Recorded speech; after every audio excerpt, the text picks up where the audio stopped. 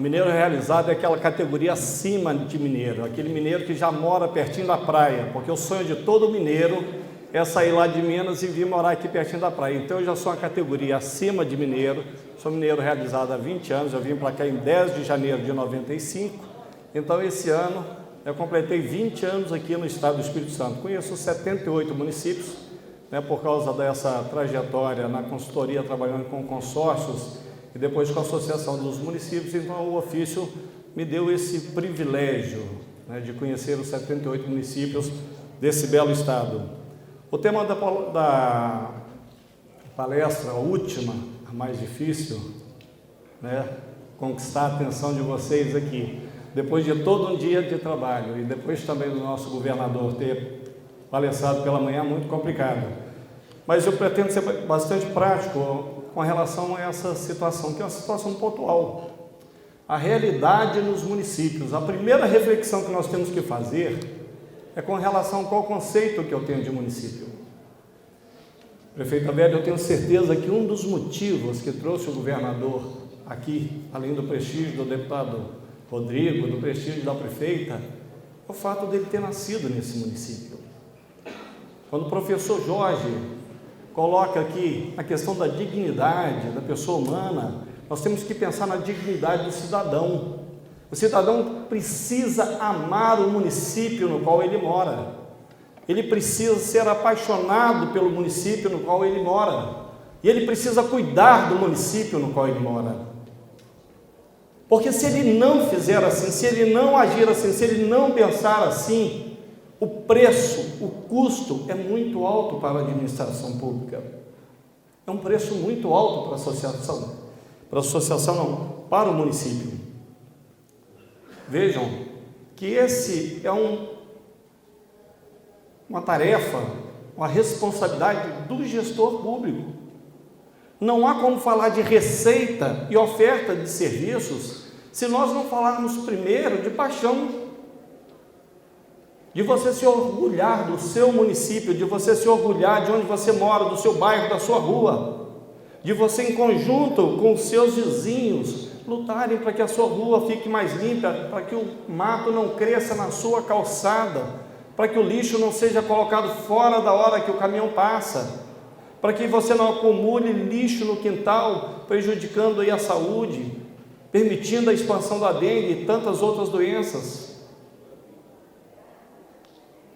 Não há como falar sobre a receita dos municípios e ofertas de serviços se nós não falarmos do papel do cidadão. Se o cidadão não se apropriar do seu papel, principalmente num momento como esse, dificilmente um prefeito conseguirá governar. E é trabalho nosso, enquanto processo de formação de gestores, um programa de formação de gestores, prepararmos a nossa consciência para isso. Essa oportunidade que o deputado Rodrigo Coelho está nos trazendo aqui é uma oportunidade que nós devemos aproveitar. Uma das coisas mais difíceis que tem na vida não é ficar correndo de um lado para o outro, não. Não é tentar resolver 1000 coisas ao mesmo tempo. Não é. É isso aí. É parar. Sabe, e tem hora que nós temos que parar. Tem hora que nós temos que meter o pé no freio, parar e pensar naquilo que nós estamos fazendo. E aí, enquanto pessoa, enquanto membro de uma família, enquanto membro de uma sociedade, enquanto um gestor público, enquanto um político. Porque se eu não paro para pensar naquilo que eu estou fazendo, eu não estou refletindo no tipo de contribuição que eu estou dando. E aí, a contribuição que eu dou, ela vai pesar de forma positiva ou negativa dentro dos custos da administração municipal. E se eu estou sendo mais um peso para a administração municipal, eu sou responsável pela falta de dinheiro na educação. Se eu estou sendo mais um peso na administração municipal, eu sou corresponsável pela falta de dinheiro na saúde. Se eu estou sendo mais um peso na administração municipal, eu sou corresponsável pela falta de dinheiro na assistência social. Então eu não posso viver de apontar dedos para aqueles que estão em Brasília, ou que estão na Assembleia Legislativa, ou que estão nos cargos públicos atuais, se eu, enquanto cidadão, não parar e não pensar naquilo que eu estou fazendo, em qual contribuição estou dando, qual é a herança que eu estou deixando, qual é o legado que eu estou deixando. E aí o legado vai como família. Vocês têm orgulho do governador que vocês têm, né? Nasceu aqui em Iguaçuí. Mas vocês perceberam quando ele tratou do pai dele? Quando ele citou o legado que o pai dele deixou para ele? Sabe, às vezes mais do que dinheiro, mais do que serviços, pessoas precisam de atenção, pessoas precisam de valores. Ford dizia que pensar é a tarefa mais árdua que existe, por isso são poucos que se habilitam a executá-la. A maioria não quer pensar, não. Ele vai direto ao Google, saiu, fast food, prontinho. O avanço tecnológico alcançado e muito bem destacado na palestra pela manhã, por outro lado, nos está trazendo um prejuízo muito grande, porque as pessoas não querem mais ter a tarefa de pensar, e nós não seremos melhores gestores municipais, nós não seremos melhores gestores públicos, nós não seremos melhores cidadãos, se nós não exercermos a nossa capacidade de pensamento. Eu gosto muito desse pensamento, que diz que a sabedoria é saber o que se deve fazer, a virtude é fazê-lo.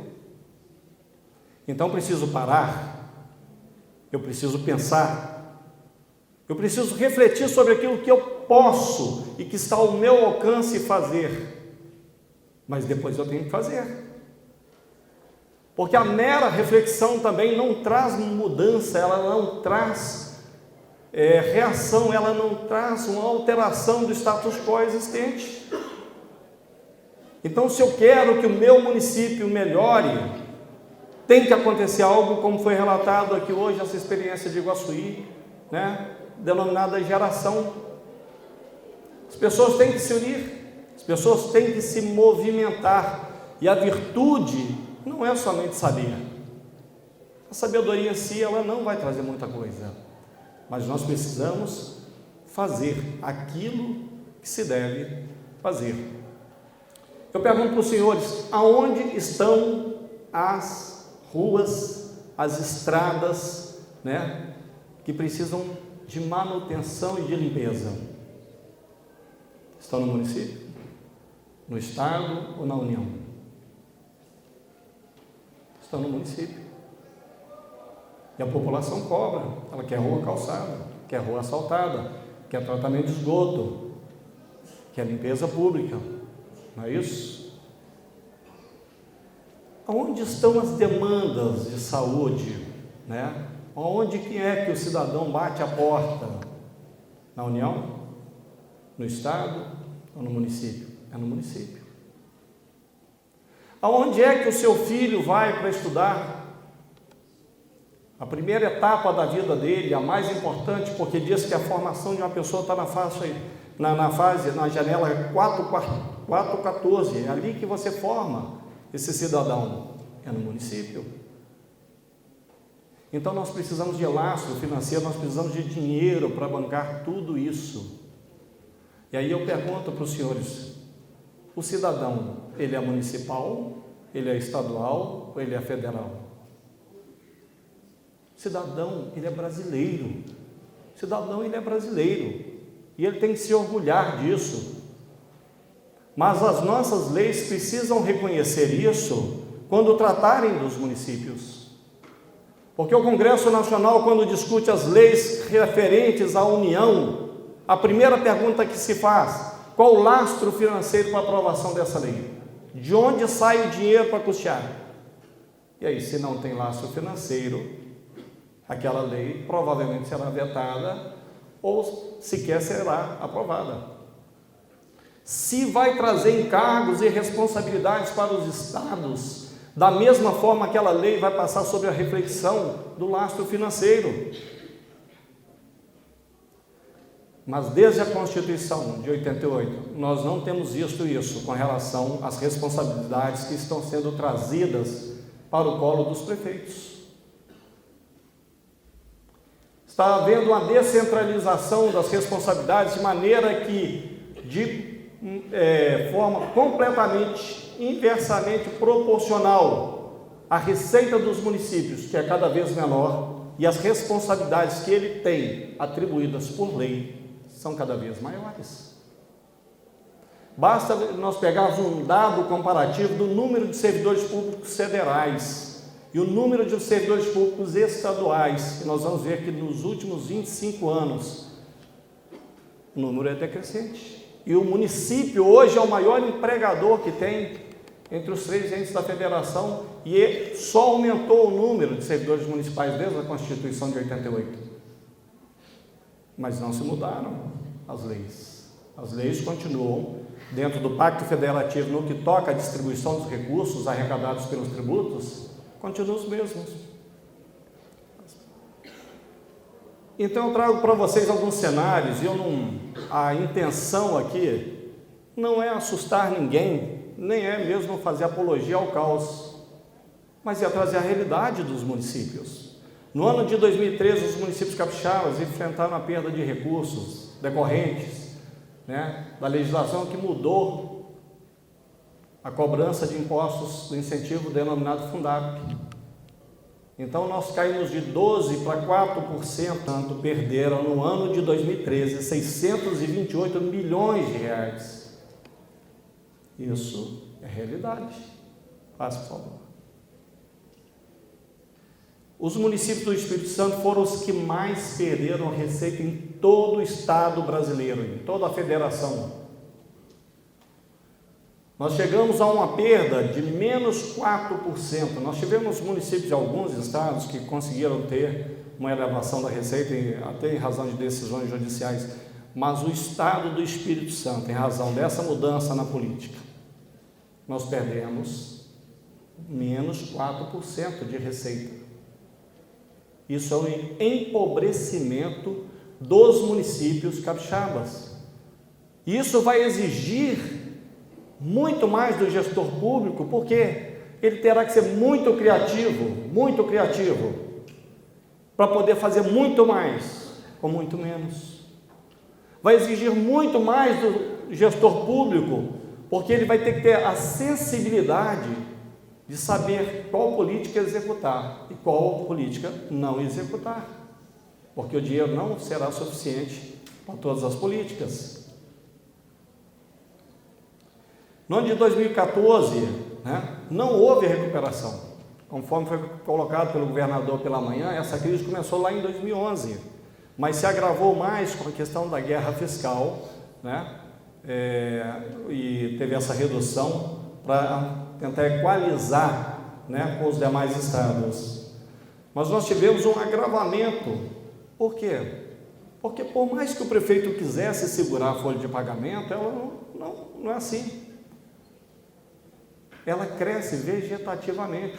Quando houve aumento do piso salarial do magistério, há um aumento do comprometimento da folha nos municípios. Quando cada servidor tem o decênio, tem o quinquênio, ou o biênio, o anuênio, qualquer que seja a rubrica de vantagem que ele tem, aumenta a folha. O custo da energia subiu muito, o custo do combustível subiu muito, o custo de manutenção de equipamento subiu muito. Então, por mais que o prefeito se esforçasse no ano de 2013 e no ano de 2014 para reduzir custos, os custos eles têm um crescimento vegetativo. Já no ano de 2015, tanto o governo do estado, que é o novo governo que assumiu, quanto o governo federal, ciente da tarefa, do compromisso da Lei de Responsabilidade Fiscal de equilibrar as finanças dos governos do estado e também do governo federal, eles colocaram o pé no freio. E quando eles colocaram o pé no freio, isso trouxe mais responsabilidade para o colo dos prefeitos. São vários os municípios que assumem aluguéis de órgãos federais, locação de imóveis para o funcionamento de órgãos federais. São vários os municípios que assumem locação de imóveis para o funcionamento de órgãos estaduais. São vários os municípios que assumem combustível, que assumem despesas, tantas outras que não lhes são da competência. E aí, toda vez que esses outros dois entes da federação seguram a execução orçamentária, o cidadão que mora no município, né, ele vê a conta pesar ainda mais para o município. E nós temos que ter competência e sermos conhecedores dessas informações para a gente poder dar a resposta à sociedade que precisa. Porque a gente tem que saber explicar para o cidadão que o custo aumentou, o dinheiro reduziu, a responsabilidade cresceu. E às vezes nós não conseguimos dar essa informação. Hoje, se o prefeito for um prefeito honesto, se for um prefeito probo, for um prefeito que ama a sua cidade, trabalha por ela, mesmo assim ele ainda vai passar bastante dificuldade, porque o cenário não é bom, não é um cenário bom. Saiu nessa semana a Gazeta noticiando que 32 municípios, dos nossos 78 municípios, já foram notificados pelo Tribunal de Contas, porque no primeiro bimestre, analisado o balancete de receitas deles, eles não cumpriram com a arrecadação que estava prevista, ficou muito abaixo daquilo que estava previsto. 32 municípios, primeiro bimestre apenas de 2015.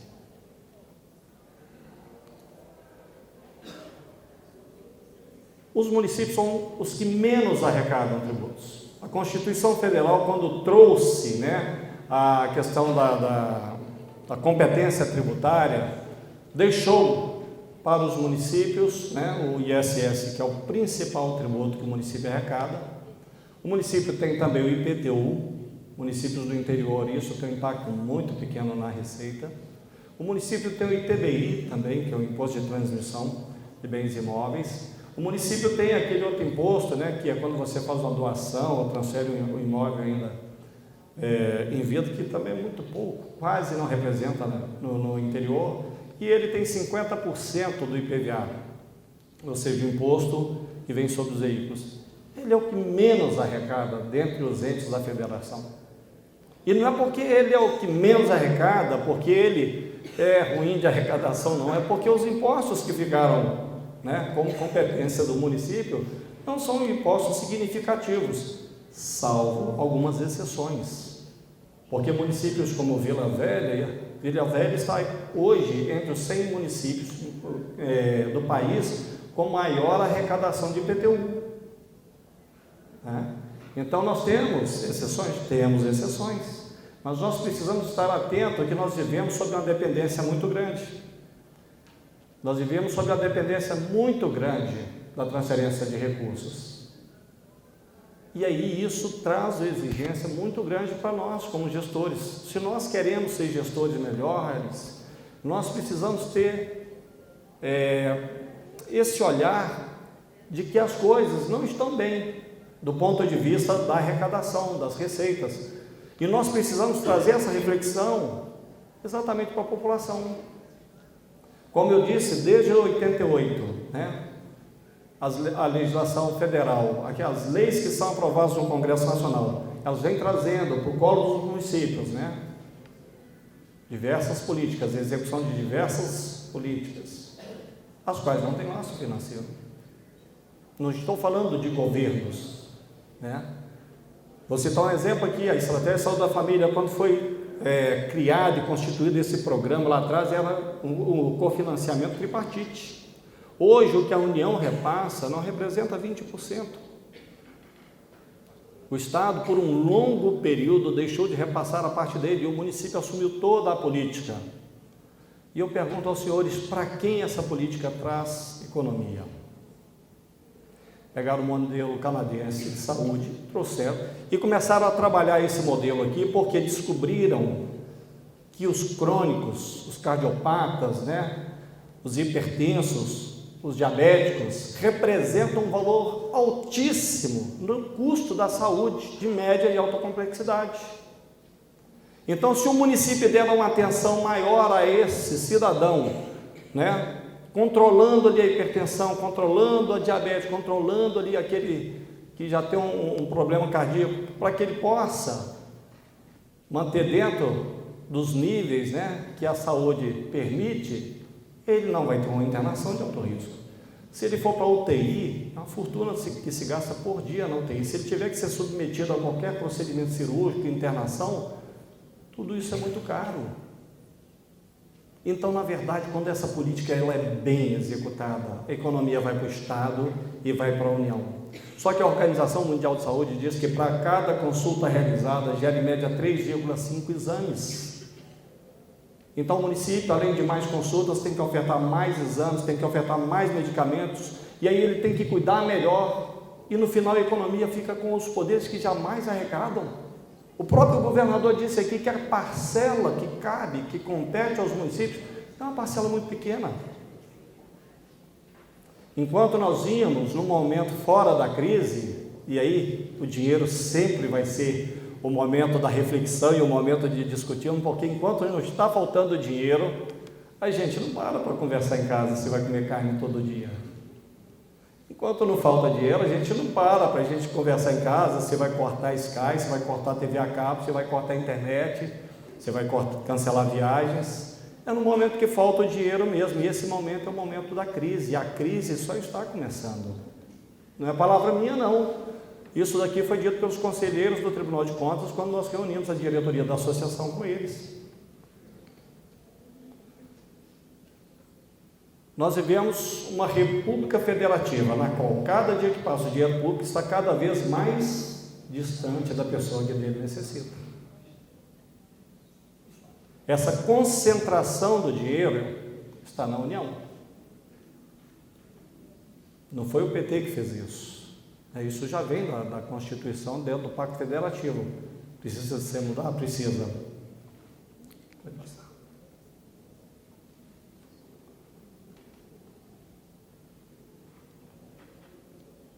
Como eu disse, é nos municípios que a população vive. Então é nos municípios que essa mudança tem que ser feita. Nós precisamos conscientizar o cidadão que, na realidade dos municípios, a Receita, ela não vai atender a todas as necessidades e a todas as políticas públicas existentes. Então, nós precisamos da contribuição do cidadão. Porque não adianta, né? Na semana passada foi noticiado pela Gazeta, melhor, tem 15 dias, né? A limpeza que Vitória fez e um grande número de sofás que eles tiveram que tirar do mangue. Porque a pessoa tira um sofá da casa dela e joga no rio, joga em qualquer lugar. A pessoa limpa o quintal da casa dela e pega tudo aquilo e joga na outra calçada do lado de lá, que não tem morador, ou joga num lote baldio e cria ali um ponto viciado. E quem é que tem que limpar isso? É o município. Quem é que paga essa conta? É o município. Então, se nós estamos gastando dinheiro naquilo que o cidadão está desperdiçando, vai faltar ainda mais dinheiro para a oferta de serviços que o cidadão precisa. Os prefeitos atuais têm conseguido dar uma resposta muito significativa à população, sabia? Mesmo com uma crise tão grande, a população ainda tem conseguido ser atendida, como em outras épocas não havia sido atendida. Mas o prefeito não será um grande realizador de grandes obras. Talvez esse mandato não se conclua com grandes obras, mas se conclua com probidade administrativa. E aí, de novo, na formação de gestores, nós precisamos pensar como que nós avaliamos o gestor público. Eu conversava com o prefeito hoje pela manhã e ele falou: se eu cobro imposto, se eu cobro, né, o ISS, eu sou criticado. Os empresários se reúnem e vêm até mim, porque eu estou cobrando, eu estou fiscalizando, eu estou, né, exercendo o meu papel, e eles dizem que eu estou perseguindo a classe empresarial. Se eu faço blitz, os moradores vêm reclamar comigo, porque eu estou recuperando IPVA, mas ele fala que o carro dele foi apreendido, que tem que tirar isso, tem que tirar aquilo. Todo mundo quer dar um jeitinho. Mas, na verdade, nós não precisamos de jeitinho, nós precisamos que as pessoas se comprometam com as suas responsabilidades enquanto cidadão. Aí estão dados para os senhores da concentração de receita. Pode passar. Para piorar, como o governador disse, a gente não tem como fazer gestão sem conhecermos aquilo que está acontecendo. Já estava em julgamento, era algo que preocupava a gente lá na Associação dos Municípios, e foi julgado, e a STF trouxe essa decisão agora, que a partir de 2016 até o ano de 2020, os municípios, também o Estado e a União, terão que quitar o saldo de precatórios, o estoque de precatórios existentes. Nós já tínhamos a PEC dos precatórios, onde paulatinamente, dentro de um comprometimento entre 1% e 1,5% da receita corrente líquida do município, ele já tirava de serviços que ele deveria entregar à população para pagar dívidas que foram, ao longo dos anos, deixados pelos diversos gestores que passaram pela administração. Agora, num prazo de 4 anos, uma grande parcela de recursos, conforme a situação do município, terá que ser tirada, vamos dizer assim, da atuação finalística do município para pagar dívida de precatório. Pode passar. E nós estamos em meio a mais uma discussão de guerra fiscal, onde se pretende fazer a uniformização das alíquotas de ICMS de 12% para 7%. Com isso, senhores, nós temos aqui dos 12%, que são arrecadados, 75% do ICMS fica com o Estado, 25% do ICMS é repartido entre os 78 municípios. Então, se nós estamos tirando 5% desse ICMS que é arrecadado, que vai ser uma perda de arrecadação, 25% dessa perda será dos municípios. Então, não se dá para fazer agora prognósticos, de muitas coisas para o futuro, não nesse momento, mas nós precisamos administrar, como disse o governador e foi repetido pelo Dr. Jorge aqui, sem improviso, sem ser de maneira apressada. Nós precisamos fazer o planejamento. Peter Drucker, que é considerado o pai da administração, ele diz o seguinte, que o gerente eficaz, ele está em qualquer lugar, pode ser até um varredor de rua, porque o gerente eficaz, ele tem essa avaliação pelo conjunto de hábitos que ele cultivou na vida dele, por isso ele é considerado um gerente eficaz. Eu tenho discutido muito com o Ministério Público Estadual, tive a oportunidade de ir a Brasília discutir com o Ministério Público Federal do Trabalho, que nós temos que ter uma relação mais dialógica, porque nós não podemos viver mais só de judicialização, porque o Poder Executivo, o Poder Legislativo, o Ministério Público, o Judiciário, todos trabalham para o mesmo cliente, que é a sociedade, e o critério de avaliação dos promotores tem que mudar, porque hoje o promotor é avaliado pelo número de ações judiciais que ele move contra o município, ou que ele move no município, quando na verdade ele deveria ser avaliado se aquele município no qual ele está atuando está melhorando, se a sociedade avalia positivamente, porque ele é um fiscal, ele é um cumpridor. Pode passar. Aqui é só um gráfico para mostrar para os senhores, em termos de Brasil não dá para ver, mas aquele com saldo mais negativo lá, abaixo de 0, lá menos 4, é o Espírito Santo. Aquela informação que eu dei, ela está numa revista da Frente Nacional dos Prefeitos, estudo encomendado pela frente. Pode passar. E aí eu não vou gastar muito tempo com leis, até porque o nosso horário já está muito avançado, mas compete aos municípios instituir e arrecadar os tributos de sua competência, bem como aplicar suas rendas, sem prejuízo da obrigatoriedade de prestar contas, publicar balancetes nos prazos fixados em lei. E aí a Constituição começa a trazer as competências dos municípios. Assim. E aí, no inciso 6, né, vai trazer lá, manter com a cooperação técnica e financeira da União e do Estado programas de educação infantil e de ensino fundamental. Né? Assim, então aqui entra tanto a cooperação financeira como a cooperação técnica, isso está na nossa Constituição. Prestar com a cooperação técnica e financeira da União e do Estado serviços de atendimento à saúde da população. O mesmo que a Constituição diz para a educação, a Constituição diz para a saúde. Pode seguir. E aí vem dos impostos que eu já discorri com os senhores, então vou pedir para seguir, que era o Transmissão Intervivos, que eu esqueci o nome dele aqui, que é o imposto municipal também, pode seguir.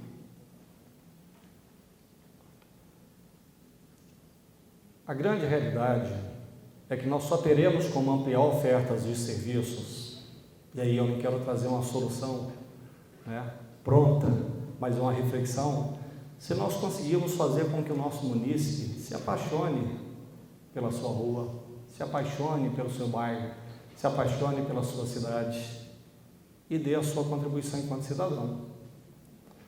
Segue. Pode seguir. Pode seguir. Eu queria trazer eu creio que alguns já devem ter visto, mas eu gosto muito, eu acho muito pertinente, né, essa apresentação com relação a tudo o que foi discutido hoje pela manhã, tudo o que foi discutido pelo Dr. Jorge e o que está sendo colocado aqui agora, a responsabilidade que nos cabe, que nos compete enquanto gestores, enquanto formadores de opinião, dentro daquilo que fazemos, quer seja no município, na prefeitura, quer seja na empresa na qual labutamos, quer seja na nossa casa, quer seja na nossa sociedade. Nós vivemos um momento onde a inveja, onde esses sentimentos de vaidade, de egoísmo e o comemorarmos a derrota do outro precisa ser deixado de lado. E nós precisamos nos unir em prol de uma sociedade melhor, de um município melhor. Parece que eu concorro com o outro secretário, ou parece que eu concorro com o meu colega de sala. Eu sou um servidor efetivo e concorro com o meu colega de sala. Não foi essa a tarefa, não foi essa a atribuição que nós recebemos. Nós recebemos uma atribuição de servir a sociedade, de atender o povo. Por trás de cada processo existe sempre uma ou mais pessoas envolvidas. Dificilmente haverá um processo administrativo que por trás dele não tenha mais de uma pessoa envolvida, a ser beneficiada com aquela ação que ali precisa ser desenvolvida. Então nós precisamos deixar os egos de lado. Nós precisamos deixar de competir uns com os outros. E nós precisamos levar a nossa missão adiante. Se nós queremos aumentar a oferta de serviços, dá um ESC. Isso, agora só. Se nós queremos aumentar a oferta de serviços públicos com os parcos recursos financeiros da nossa receita municipal, nós precisamos ser criativos, mas nós precisamos ser comprometidos e nós precisamos ser cidadãos, na essência da palavra. Pode ir para lá aí. Precisamos lembrar que as nossas ações pessoais afetam de maneira positiva ou negativa a comunidade ou município onde vivemos. E como escreveu o apóstolo Paulo, somos todos membros do mesmo corpo. E aí, se meu braço sofre, o corpo todo sofre. Se eu chuto uma pedra e arranco a unha do dedão, o corpo todo sofre. Não dá para ficarmos comemorando a derrota dos outros, como se não fôssemos parte do mesmo município. Não dá para fazer politicagem, precisamos fazer política. Precisamos trabalhar em prol daquilo ao qual nós aceitamos a incumbência.